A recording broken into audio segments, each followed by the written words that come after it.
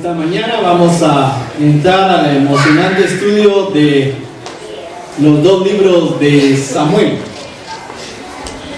Es primera vez que entro a estos dos libros. Hemos estudiado alguna vez la vida de David, pero estudiar Samuel como libro y compartirlo será, creo que, la primera vez que lo hagamos. Y espero que en sus lecturas usted ya esté disfrutando de la lectura de este libro. En primer lugar, el libro de Samuel. En el canon judío, el primer libro de Samuel y el segundo libro son un solo tomo. En la Vulgata Latina lo pone como 4 libros de Reyes. Nosotros lo tenemos como primer libro de Samuel, segundo libro de Samuel, identificándonos tal vez con el personaje central de estos dos libros. No es que Samuel haya sido el escritor, posiblemente de los primeros 25 capítulos sí, porque luego se narra su muerte y él ya no va a poder seguir escribiendo después de haber fallecido. Así que los primeros 25 capítulos sí los escribió Samuel. En adelante, aparentemente, un profeta llamado Natán y otro llamado Gad terminaron de escribir. ¿Por qué decimos eso? Porque en el primer libro de Crónicas, capítulo 29 y versículo 29, encontramos esto. Dice: los hechos del rey David, tanto los primeros como los últimos, están escritos en el libro de las crónicas del vidente Samuel, en las crónicas del profeta Natán y en las crónicas del vidente Gad. Entonces, seguramente estos dos profetas terminaron de escribir y de alguna manera juntaron todo el material que ahora nosotros conocemos como primer libro de Samuel y el segundo libro de Samuel. Estos dos libros contienen muchos aspectos familiares. Es interesante ver cómo vamos a encontrar a Elí y su familia. Un hombre que fue sacerdote, pero también ejercía como juez. Pero lamentablemente a veces descuidamos el ministerio, y aquí vemos un poquito de su enfoque, porque la familia de Elí, sus hijos, vamos a ver más adelante, era cosa seria. Encontramos también a la casa de David, y como usted sabe, también los hijos de David fueron una joyita al final. Los hijos de Samuel mismo. Por eso Israel va a pedir rey, porque los hijos de Samuel eran corruptos. A mí siempre que he leído estos libros me llama la atención cómo es que grandes siervos de Dios no tuvieron familias tan buenas. Y es un desafío para los que estamos en el ministerio, el que nuestros hijos puedan crecer también al igual que nosotros. Mi profesor de Antiguo Testamento en el seminario también decía que eran los libros del reverso del destino. Porque cuando usted empieza a leer, Elí era el sumo sacerdote. Y luego va a encontrar que cambia. Y un patojito que va a aparecer ahí, y luego llega a ser el sumo sacerdote, el profeta relevante, Samuel.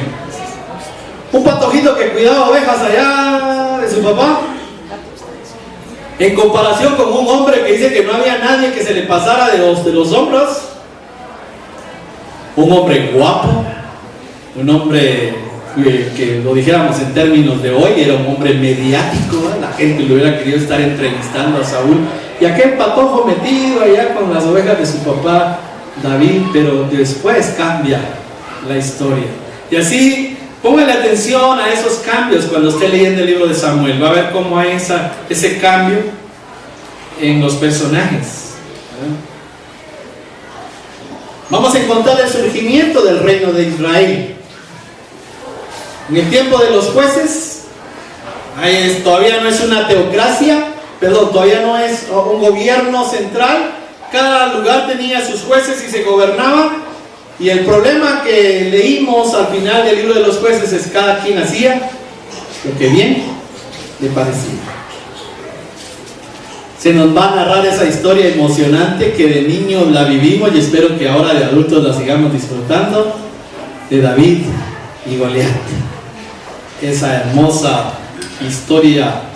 Pero también vamos a encontrar esa conmovedora amistad entre David y Jonatán. Pero uno de los capítulos centrales se encuentra en el segundo libro de Samuel, capítulo 7, donde Dios hace un pacto con el rey David. Implicaciones que hasta el día de hoy nosotros encontramos. Y también encontraremos el pecado de David. A David cuando usted dice David, se le conoce por dos cosas: el Goliat. ¿Y por qué? Por su pecado con Betsabé. Mi esposa, en una clase que va a CETECA, está estudiando la vida de David, pero le hicieron referencia a Crónicas y ella encontraba que algo no muy cuadraba. Y es que me decía, no entiendo algo, hasta que vemos que Crónicas no nos va a presentar el pecado de David, solo Samuel. Y hasta que le expliqué esto a mi esposa, ella entendió, tenía un problema ahí con sus clases, porque no entendía eso. Pero Crónicas no nos va a hablar nada malo de los reyes. Samuel nos va a presentar las cosas tal y como son. Al igual que hemos estado estudiando todos estos libros, hemos visto cómo Dios usa gente común, corriente, para sus planes. Y esa no va a ser la excepción acá. El libro va a empezar de una manera interesante, de una manera que no esperábamos. Así como terminamos de estudiar Ruth, Samuel va a empezar con una mujer. Un detalle interesante.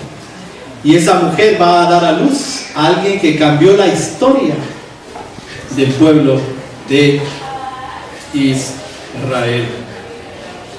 Hay algunos temas relevantes en el libro de Samuel y uno de ellos sería la oración. Este primer libro de Samuel va a empezar con una oración, que vamos a ver un poquito más adelante. Y el segundo libro de Samuel termina con una oración. Vamos a ver también el resurgimiento del reino. Ese traslado de la teocracia, donde Dios era el que dirigía al pueblo, a la monarquía. Y ahí va a surgir el reino, que en el capítulo 7, cuando se vea el segundo libro de Samuel, veremos que tiene implicaciones mesiánicas, escatológicas, hablando del reino que algún día se establecerá en Israel en el futuro. Otro tema es el cambio de oficio de sacerdote a profeta.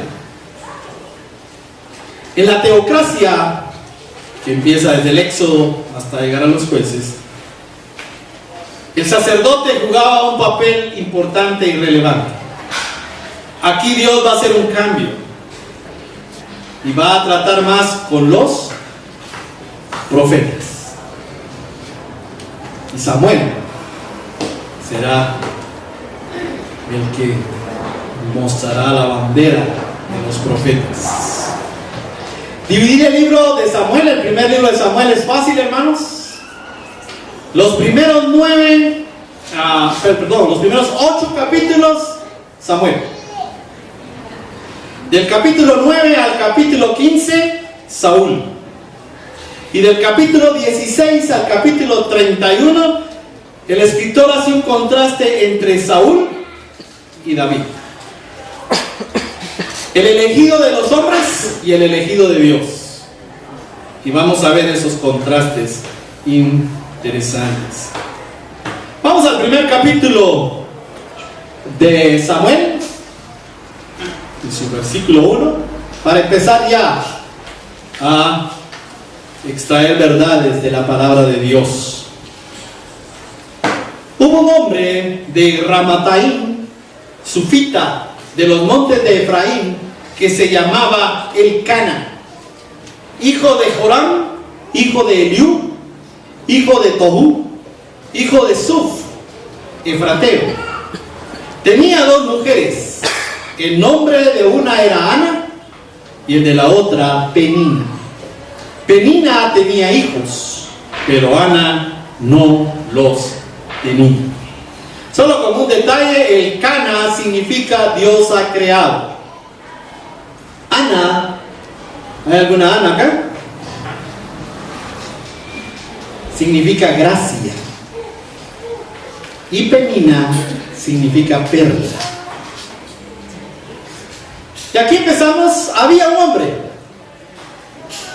alguien por ahí, que pasaba desapercibido, pero que Dios tenía un plan para esa familia.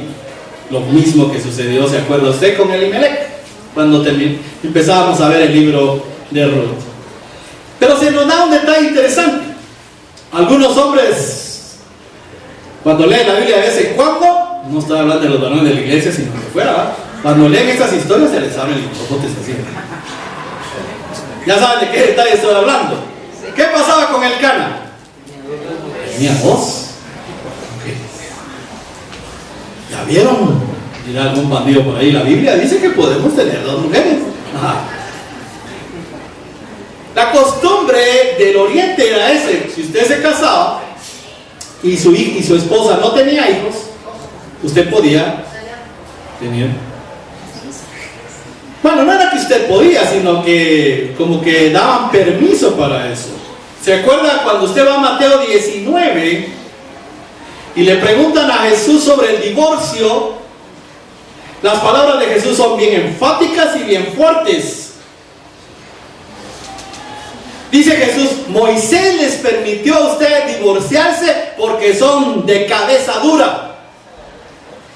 Y se va al Génesis Jesús y le dice: pero en el principio no fue así.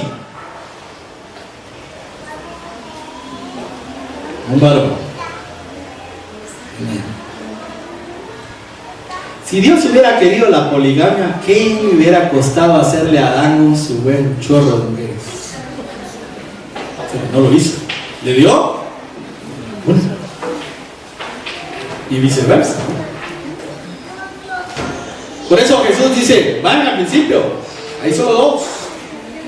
Lo que pasa es que la Biblia nos da los detalles y tal y como son, y no los esconde. No es que todo lo que aparece en la Biblia es que Dios está de acuerdo, porque van a aparecer mentiras de Satanás, pero se tienen que decir no porque Dios esté de acuerdo con lo que dice Satanás, sino porque eso nos ayuda a entender. Y aquí se nos está dando esto, y cuando seguimos leyendo entre líneas, y cuando usted lee la vida de David, por ejemplo, acá David llegó a tener 8 esposas. Tal vez en David sí entiendo yo más el problema de por qué terminó su familia como terminó, porque en su casa vivían 8 mujeres y cada una tenía sus hijos. ¡Qué lío! La palabra nos presenta eso, que cuando a aquellos que se les ocurre tener otra, van a tener problemas serios. Y aquí hay uno, ¿verdad? Porque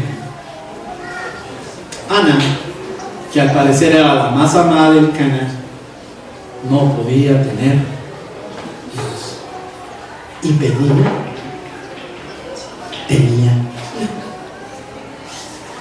Esta es otra de las paradojas de la Biblia, ¿no? Porque a la buena no le iba tan bien y a la mala le iba re bien.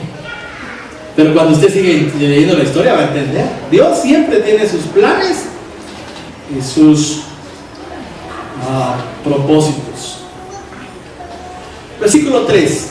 Todos los años aquel hombre subía de su ciudad para adorar y ofrecer sacrificios al Señor de los ejércitos, a Jehová de los ejércitos, a Yahweh Shabaot. Es la primera vez que se menciona este nombre de Dios, Yahweh Shabaot. En Silo, donde estaban 2 hijos de Eli, Ofni y Finés, sacerdotes del Señor. Ahora, ¿por qué el escritor nos empieza a mencionar que en el tabernáculo estaban los dos hijos de Elí. Iba bonita la historia va normal. Bueno, había un hombre, el Cana, que acostumbraba, como todo varón judío, 3 veces al año tenía que ir a adorar, en aquel tiempo tabernáculo, luego va a ser el templo. En la Pascua, en Pentecostés y en tabernáculos era obligatorio que todo varón tenía que ir.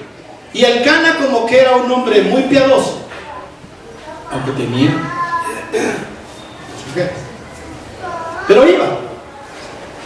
Pero aquí da un detalle, aquí el escritor nos dice, y ahí estaban los dos hijos de Elí, Ofni y Finis.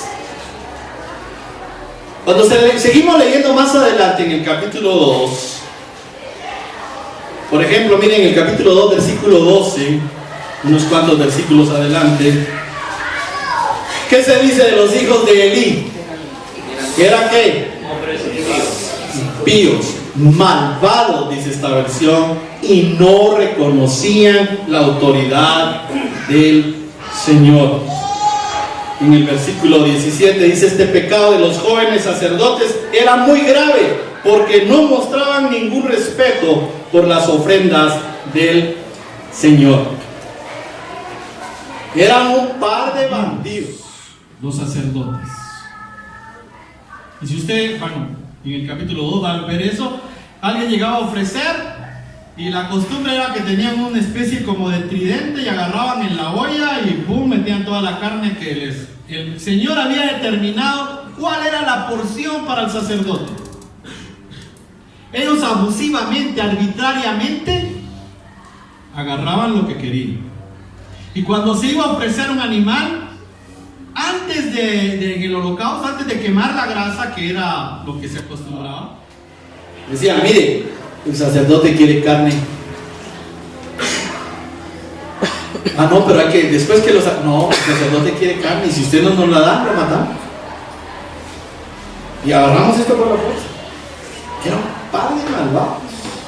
Por eso, tal vez el escritor está haciendo el contraste, porque a pesar de que en el templo se vivía la corrupción, el Cana sabía que iba a adorar a Dios a pesar de las autoridades que había. El Cana cumplía con su devoción a Dios. A veces nosotros nos fijamos más en los hombres que en lo que realmente importa. Cuando usted viene aquí, viene a adorar a Dios, no se fije si el hermano o la hermana le hizo caras. Piense que tal vez le está doliendo una uña encarnada y cabal cuando usted pasó le dolió y entonces por eso le hizo caras. No fue porque tiene algo contra usted. Pero el Cana, a pesar de la situación que se vivía, él acostumbraba a ir con su familia. No iba solo, con su familia. Iban a adorar. Así que estar en el tabernáculo no era muy seguro. No era muy seguro. Por eso a veces pedimos que no nos confiemos mucho, ¿verdad? Cuide sus carteras, hermanos, porque de repente, ¿no? Esperemos que no, pero ¿le ha pasado? En el tabernáculo no era seguro estar. Y ahí, pero al Cana no le importaba, él iba a adorar a Dios y a cumplir con su responsabilidad. Versículo 4. Cuando llegaba el día en que el Cana ofrecía sacrificio, daba a Penina a su mujer la parte que le correspondía, así como a cada uno de sus hijos e hijas. Pero a Ana le daba una parte escogida, porque amaba a Ana, aunque el Señor no le había concedido tener hijos. Y su rival la irritaba, enojándola y entristeciéndola, porque el Señor no le había concedido tener hijos. Mire qué problema había en esa familia, ¿no? Ana ha vivido una vida triste. En el Medio Oriente no tener hijos era una vergüenza. Lo hemos dicho muchas veces. Y la otra tenía hijos e hijas. y se lo restregaba en la cara a Ana, que ella no podía tener hijos. Y aunque era la amada, aunque le daban la parte especial, ella necesitaba y quería sentirse realizada teniendo un hijo.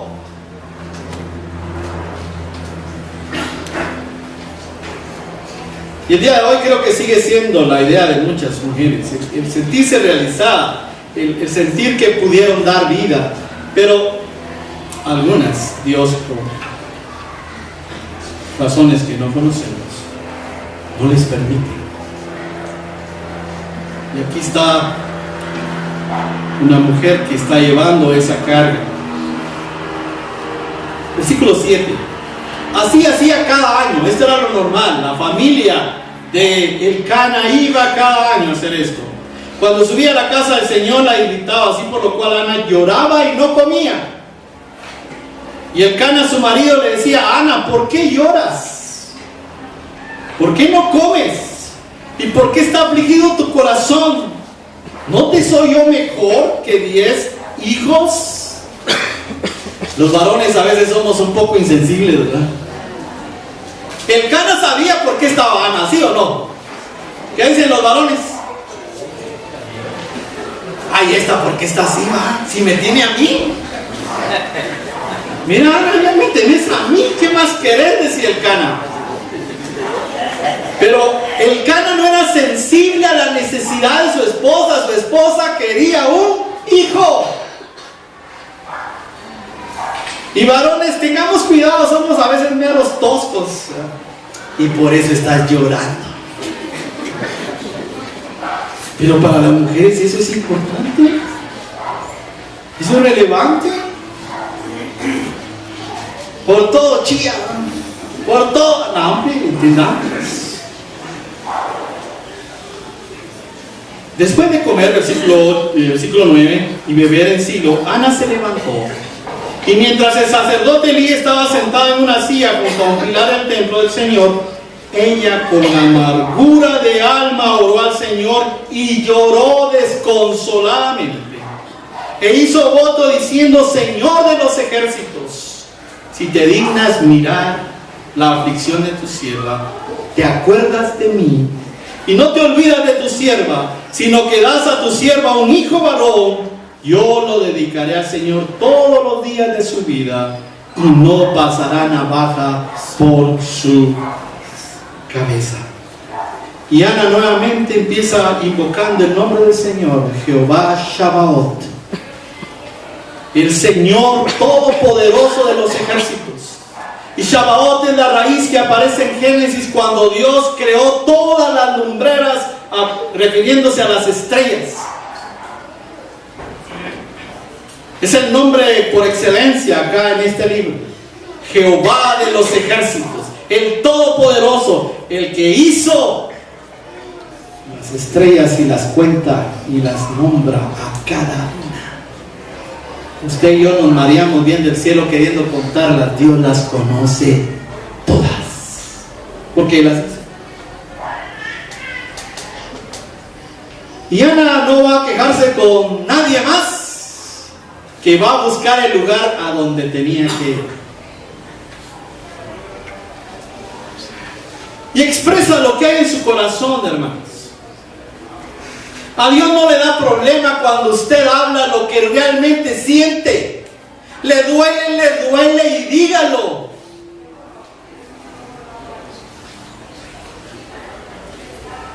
Ana habló de lo que había en su corazón. Ella quería un hijo. Pero se da cuenta que no lo quería ni para ella. ¿Se da cuenta la actitud ahí de Ana? Quería un hijo, quería tener la sensación de tener un hijo, sí, pero no lo quería para ella. Si me lo das, yo te lo ofrezco. Yo te lo voy a devolver. Si Dios le concedía su petición, sería un sacerdote en el servicio levítico todos los días de su vida. Al fin y al cabo, Samuel venía de la línea de Leví y todos los levitas tenían que ministrar en el tabernáculo y luego en el templo. Pero ella va un paso más allá y hace un voto nazareo. No lo dice con estas palabras, pero el hecho que ella dice, no pasará navaja sobre su cabello, esta era una de las características del voto nazareo. Según número 6, donde aparece este voto, ese voto incluía la abstinencia de cualquier producto de una vid, de uva, lo que significaba distancia de todos los placeres carnales. Nunca en su vida iba a probar vino, ni sidra, ni cualquier cosa que viniera de la uva. Otro nazareo fue Sansón. Y usted se recuerda que ese Sansón fue mero bandido. Al parecer Samuel sí cumplió con este voto. No tomar parte en ningún luto por los muertos, ni acercarse a un cuerpo muerto, porque los muertos muestran la corrupción y el fruto del pecado. Uno que tenía un voto nazareo podía morir el ser más querido, pero no lo podía tocar, porque tocar el cadáver hablaba de la descomposición y esto hablaba de pecado. Y como estaba dedicado a Jehová, no podían ni tocar a un muerto. Nunca cortar el pelo, porque era un signo público visible a otros del voto. No iban a gastar en barbero toda su vida. Y junto con barba. ¿Sabes cómo fue Samuel? Ahora se imaginan la idea de Sansón. Y luego vemos que no era tanto el pelo, sino era este compromiso que había con Dios, que Dios le daba la fuerza. La mayoría que hacía un voto nazareo lo hacía por un tiempo, pero en el caso tanto de Sansón como de Samuel fue para toda la vida. Fueron dedicados a Dios toda su vida. Ana estaba dispuesta a devolverle a Dios ese hijo que le iba a dar. Y Ana fue atrevida en su petición porque le pidió un varón. Aparte que quería tener un hijo, no dijo, bueno, lo que sea, ¿verdad? Un varón. Y ya hablamos un poquito de eso el domingo pasado cuando terminábamos el libro de Ruth. Es importantísimo los varones. No es que Dios sea machista como lo acusan las feministas, sino que habían razones teológicas, sociales, por qué tenía que ser un varón para mantener la línea. Versículo 12. Mientras ella oraba largamente, o sea, no fue una oración de 2 minutos, ¿no? Mientras oraba largamente delante del Señor, no se nos dice cuánto tiempo, pero fue un buen tiempo.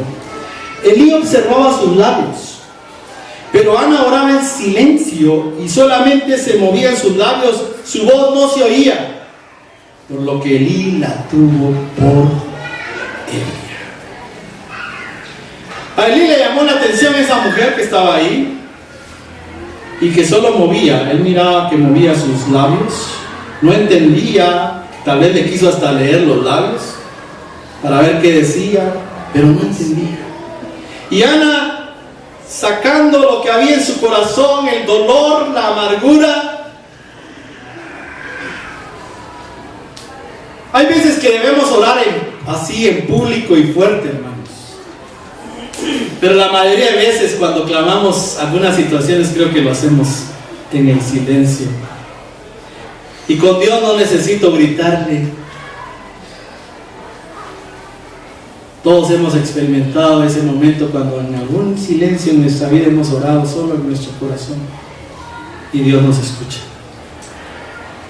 Y aquí está esta mujer derramando su corazón y Elí empieza a ver que solo... Y la tuvo por borracha. pregunta usted, ¿cómo es que a Elí se le ocurrió que podía haber una borracha en el templo? En el tabernáculo. ¿No se le ocurre a usted eso? ¿Cómo fue que a Elí se le ocurrió que había una borracha ahí? Pues no era raro ver borrachos, porque sus hijos eran unos borrachos.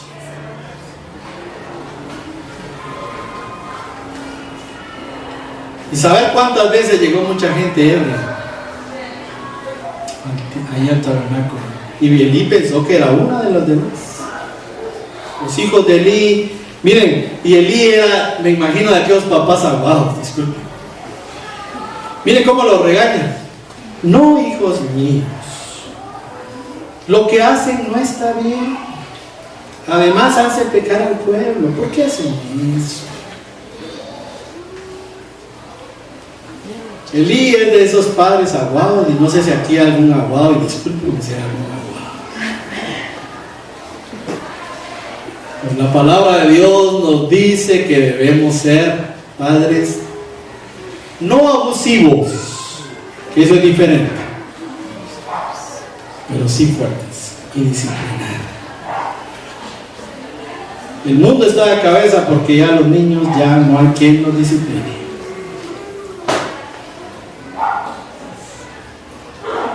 Pobres los maestros de sus hijos. Los que están en docencia ahora saben, ¿no? En mis tiempos, uno iba al colegio o a la escuela, porque yo, por la gracia del Señor, estuve siempre en colegio. Pero a pesar de que era colegio, iba entregado con todo y nalgas.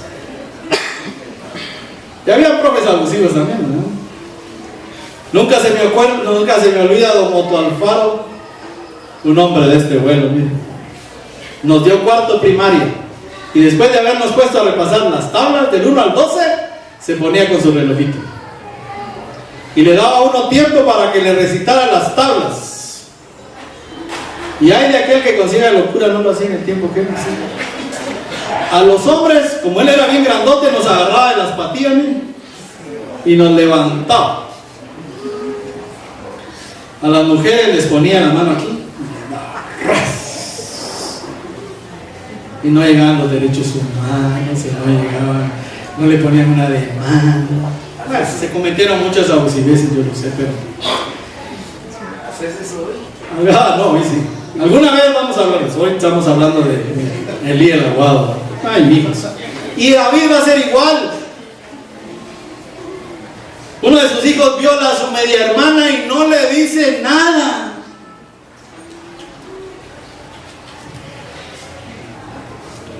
Así que Elí creo que ya estaba ebria. Versículo 14. Entonces le dijo Elí: ¿hasta cuándo estarás ebria? Digiere tu vino.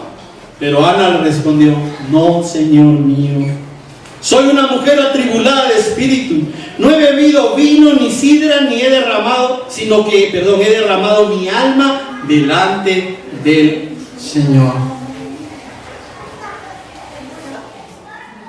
Con las hermanas empezamos a estudiar hace 15 días algo acerca de la oración, y veíamos cómo se usa oración, clamor, ruego, súplica.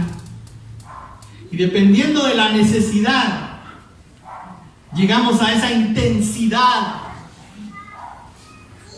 de ya no solo orar, sino llegamos a rogar, a clamar, cuando sabemos que solo Dios puede actuar. Y aquí está Ana haciendo eso. He derramado mi alma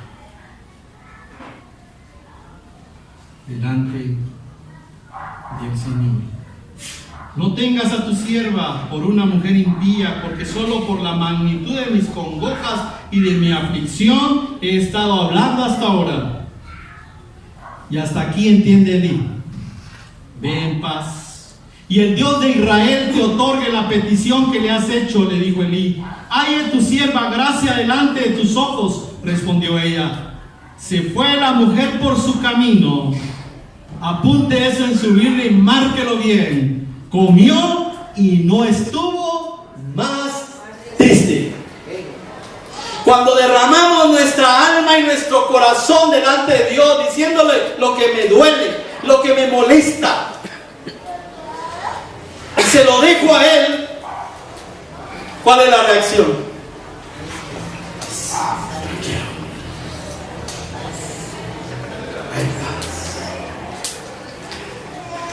Lástima que no tenemos diapositivas de la Biblia, ¿verdad? Porque hubiera sido interesante ver a Ana antes y ver esta Ana después.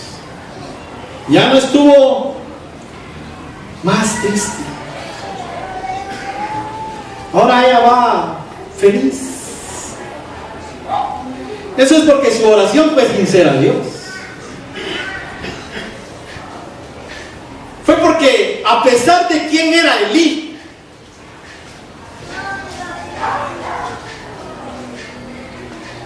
Ana respetaba la posición que tenía Elí de ser el sumo sacerdote. Y el sumo sacerdote le había dado, sin querer queriendo,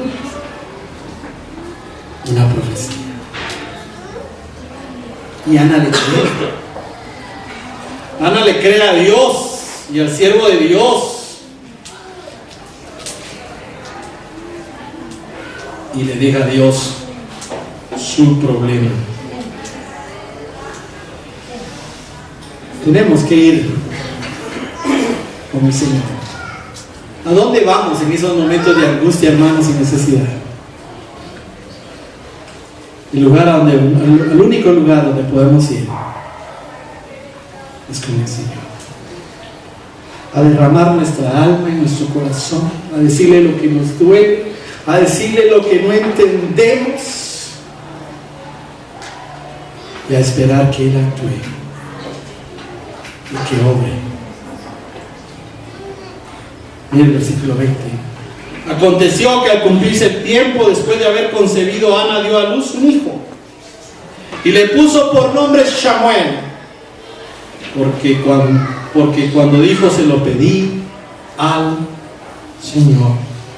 Samuel, parece que hubo un juego de palabras en el hebreo, y puede ser nombre de Dios o escuchado por Dios. Tal vez más suena como fonéticamente, era como escuchado por Dios. Samuel, de donde viene el Shema, que es el verbo ir. Pero puede ser cualquiera. El nombre de Dios, Shem, El o Sham. Samuel en el sentido de ser escuchado.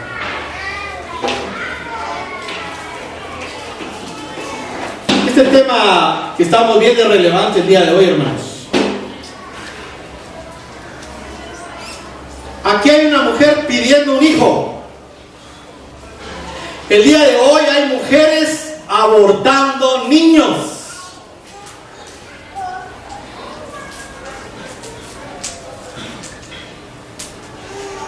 Como iglesia nosotros no tenemos políticas, pero como ciudadanos podemos nosotros tener una posición que debiéramos de mantener. Sí a la vida, no al aborto. No tengo ahorita presente el país donde ya dan chance, ya no hay ni siquiera los 3 meses, ahora lo pueden hacer cuando esté a punto de nacer el bebé y lo pueden matar. Este mundo va para peor. Es ese contraste. Ana aquí deseando tener un hijo y la sociedad ahora matando niños. Aquellas mujeres que abandonan los recién nacidos. Y tanta mujer, pero así es este mundo malo.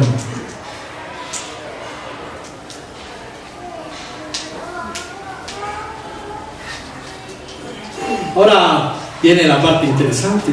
¿Se acuerda qué le dijo Ana a Dios? Si me das un hijo,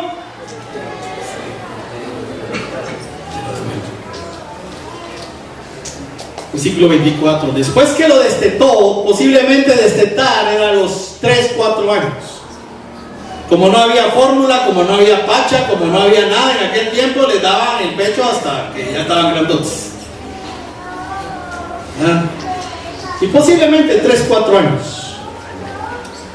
siendo el niño aún muy pequeño, dice la palabra, lo llevó consigo a la casa del Señor en Silo con 3 becerros, 22 litros de trigo y una vasija de vino. Tras inmolar el becerro, trajeron al niño a Elí. Y Ana le dijo: oh Señor mío, vive tu alma, Señor mío. Yo soy aquella mujer que estuvo aquí junto a ti orando al Señor. Por este niño oraba y el Señor me lo dio, lo que le pedí. Yo pues lo dedico también al Señor. Todos los días que viva será del Señor. Y adoró allí al Señor. Póngase ahorita en los caites de Ana. Le costó tener un niño, quería un niño. Y me imagino que lo ha de haber cuidado con toda la ternura del caso. Pero al llegar a los 3, 4 años, algunas mamás lloran el día que van a llevar a su hijo a la escuela por primera vez. Algunas les cuesta más y a otras menos, porque si el bus llega hasta ahí lloró, pero las que tienen chance de ir al colegio hasta que entran en la puerta, y si las dejaran entrar pudieran llegar hasta allá, y solo va a dejarlo al colegio. Ahora imagínense a Ana, que lo va a dejar el resto de su vida.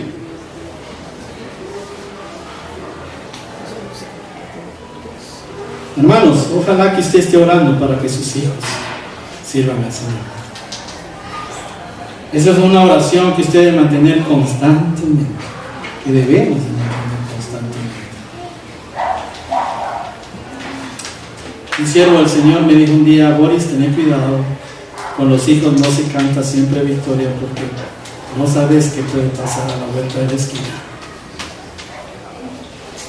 Pero aquí está Ana. Se lo prometió a Dios.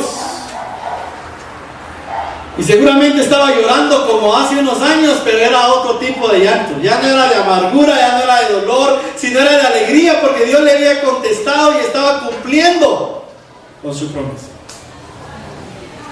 También tengamos mucho cuidado, hermanos, porque cuando estamos en angustia, en necesidad, en situación difícil, decimos: Señor, si tú me sacas de esto, yo voy a hacer esto y esto y esto y esto. Y cuando usted ya está bien, pero como a Dios no se le olvida, Él lo tiene presente hasta que usted cumple. Ana había tomado la decisión de dejar a su hijo y lo llevó, y ahí lo dejó y adoró.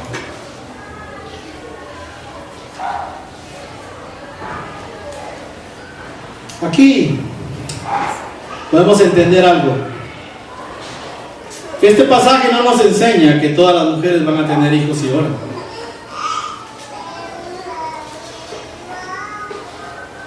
Para aquellas mujeres de nuestra iglesia que no han podido tener un hijo, lo que sí nos enseña es que tenemos un Dios que está consciente de lo que estamos viviendo. No deja de ser bueno eso. Pero también hay casos donde Dios contesta y hay mayor compromiso, cuando aparentemente no se podía y Dios permite. Y aquí hay una mujer que Dios respondió su oración. Yo no sé qué le ha pedido usted al Señor en oración. Hay oraciones que el Señor las contesta automáticamente, y habrán otras oraciones que llevarán años, y habrán otras oraciones que definitivamente Dios no va a contestar, porque Él sabe. Pero no importa la situación, siempre lo que tenemos que hacer es seguir dependiendo de un Dios que es bueno, que sabe lo mejor para nuestras vidas. Oremos por nuestros hijos, hermanos. Los míos ya están grandecitos, pero yo sigo orando por ellos. Hace unos 20 años era otro tipo de oración por ellos, ahora sí es otro, porque están en otras etapas de la vida. Y nunca dejamos de ser padres, aunque se casen y se vayan.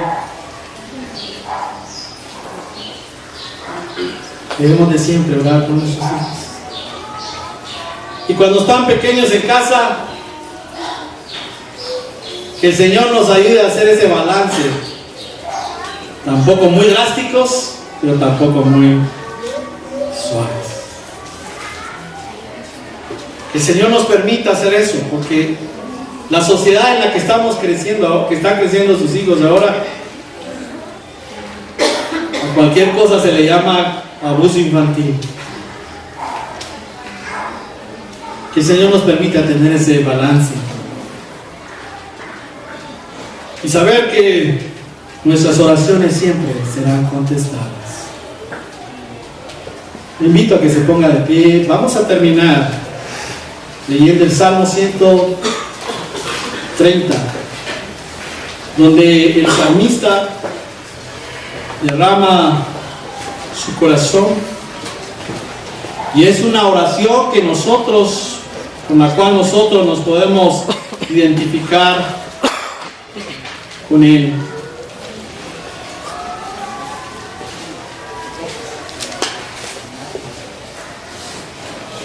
Salmo 130.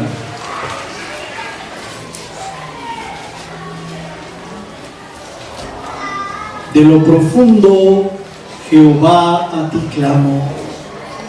Señor, oye mi voz. Estén atentos tus oídos a la voz de mi súplica. Si miran los pecados, ¿quién, Señor, podrá mantenerse? Pero en ti hay perdón, para que seas reverenciado. Esperé yo en Jehová, esperó mi alma, en su palabra he esperado. Mi alma espera en Jehová más que los centinelas la mañana, más que los vigilantes la mañana. Espera Israel en Jehová, porque en Jehová hay misericordia y abundante redención con él. Él redimirá a Israel de todos sus pecados. Nuestro buen Dios y nuestro buen Padre, en esta hora nos acercamos delante de tu presencia, dándote gracias por ese Dios bueno, grande que tú eres. Cada uno de nosotros, oh Dios, nos encontramos en alguna circunstancia, en alguna situación que tal vez no entendemos, que tal vez no comprendemos.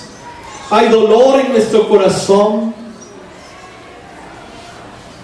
y queremos, Señor, expresártelo.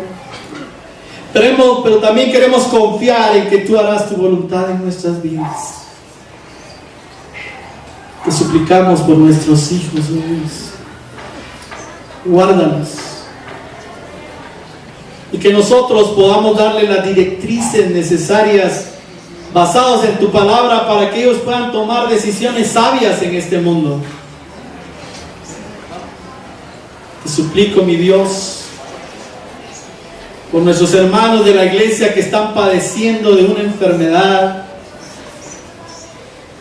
Padre Celestial, ten misericordia de mis hermanos. Muéstrales tu voluntad en sus vidas. Te pedimos por nuestra hermana Sara, que estará extrañando a nuestro hermano Jairo, pero que pueda sentir tu presencia animándolo y sabiendo que nuestro hermano está gozando ya de la gloria, disfrutando de un mejor lugar. Te pedimos por Sarita allá en el hospital Roosevelt. No pudo estar en el dolor de ver a su papá partir. Esperamos, Señor, que puedas consolar su corazón. Te pedimos por nuestra hermana Raquel, que ya está fuera del hospital, pero todavía tiene todo un largo proceso de recuperación. Dale la fortaleza, la paciencia a nuestro hermano Rolando, que está a la par de ella, y a Juan Carlos. Con nuestro hermano Jacinto. Y por cuantos hoy en esta mañana están aquí con alguna angustia, con alguna necesidad, que al igual que Ana, tú puedas acordarte de nosotros y tener misericordia de nosotros. Gracias, oh Dios. Te alabamos, te bendecimos. En el nombre de Jesús oramos. Amén. Que el Señor les bendiga, hermanos.